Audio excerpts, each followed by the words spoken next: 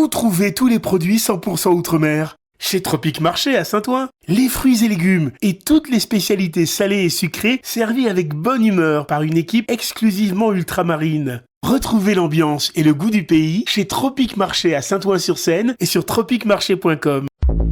Martinique Actualité. Le 5e président du Sénégal, Bassirou Diomaye Faye, a prêté serment mardi promettant un changement systémique à la tête de son pays et plus de souveraineté. Il se pourrait que cette année, la saison cyclonique soit très active avec 23 tempêtes tropicales et 11 ouragans, dont 5 majeurs. Selon une étude de Santé publique France, une femme enceinte ou une jeune mère décède tous les 4 jours d'une cause liée à la grossesse, à l'accouchement ou à leur suite. Le rapport révèle entre autres que le risque de mortalité maternelle est 2 fois plus élevé dans les Outre-mer que dans l'Hexagone. L'endotest a été mis au point par la start-up lyonnaise Ziwig. Il utilise la salive pour poser le diagnostic de l'endométriose. Cette innovation pourrait marquer la fin de l'errance médicale pour des millions de femmes. 5 personnes ont été tuées en Martinique depuis le début de l'année, dont 2 par arme à feu.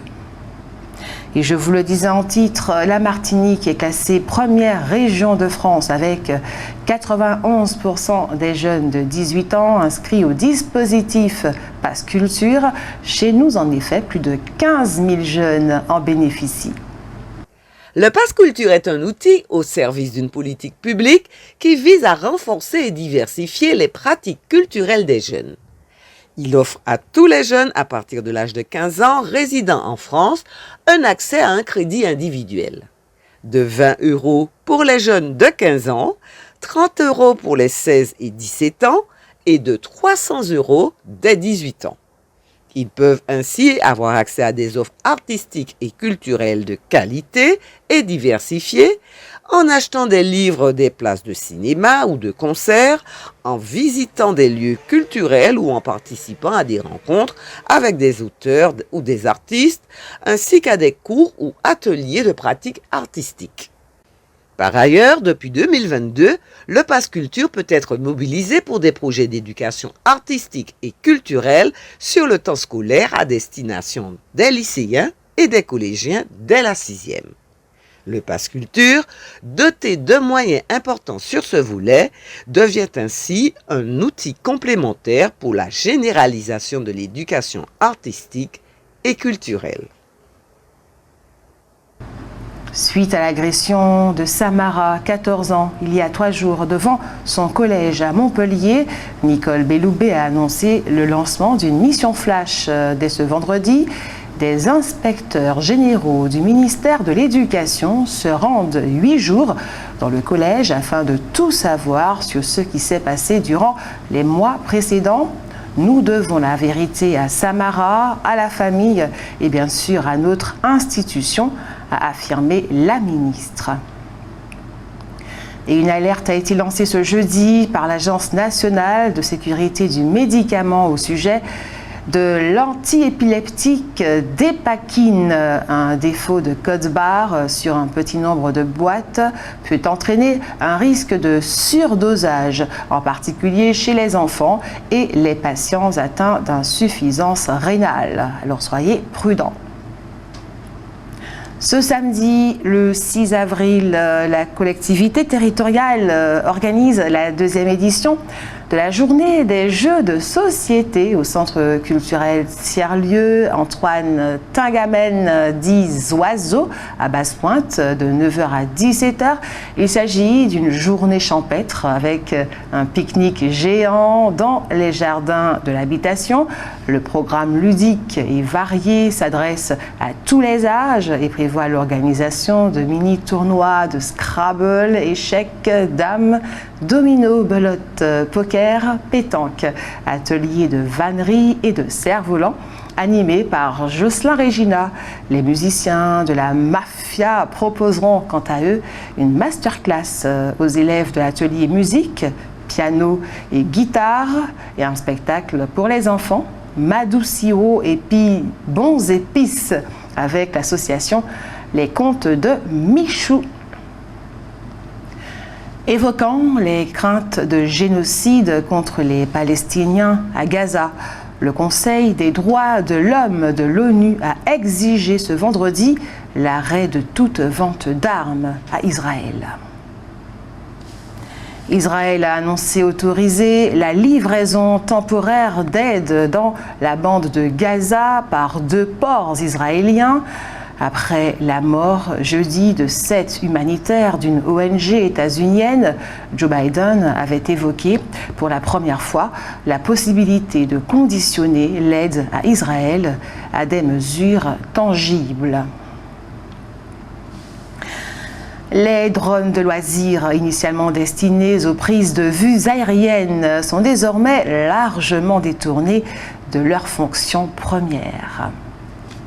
Ils sont utilisés comme armes et moyens d'espionnage dans les pays en guerre, pour surveiller les populations dans certains États, pour la livraison de drogue et d'armes dans les centres de détention, ou par des journalistes et les partis d'opposition pour montrer l'ampleur des manifestations. Et les États-Unis espèrent être bientôt en mesure de les employer comme tasers volants pour sécuriser les écoles. L'usage des drones de loisirs s'est aussi largement développé dans l'industrie et l'agriculture, et leur utilisation pour les livraisons commerciales est en plein essor. Rapidité, impact carbone 10 fois inférieur à celui des livraisons par voie routière, Amazon, le géant de la livraison, a largement investi dans les drones en créant sa filiale Amazon Prime Air. Celle-ci projette plus de 500 millions de livraisons annuelles d'ici 2030. Une paire de baskets pourrait ainsi être livrée à domicile 30 minutes après une commande sur Internet. Mais sans nul doute, l'usage le plus intéressant des drones concerne le domaine de la santé. Les drones commencent à être utilisés dans certains pays pour l'acheminement en urgence de médicaments ou de poches de sang destinées à des transfusions. Ainsi, au Rwanda, Zipline, une start-up états-unienne, réalise 80% des livraisons des poches de sang par drone.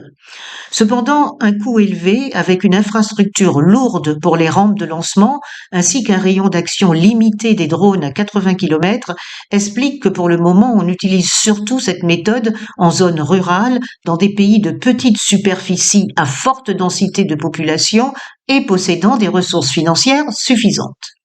Néanmoins, en Guinée, où l'on prend des heures à traverser Conakry, la capitale, à cause des embouteillages, un projet nommé AirPop commence à être mis en œuvre.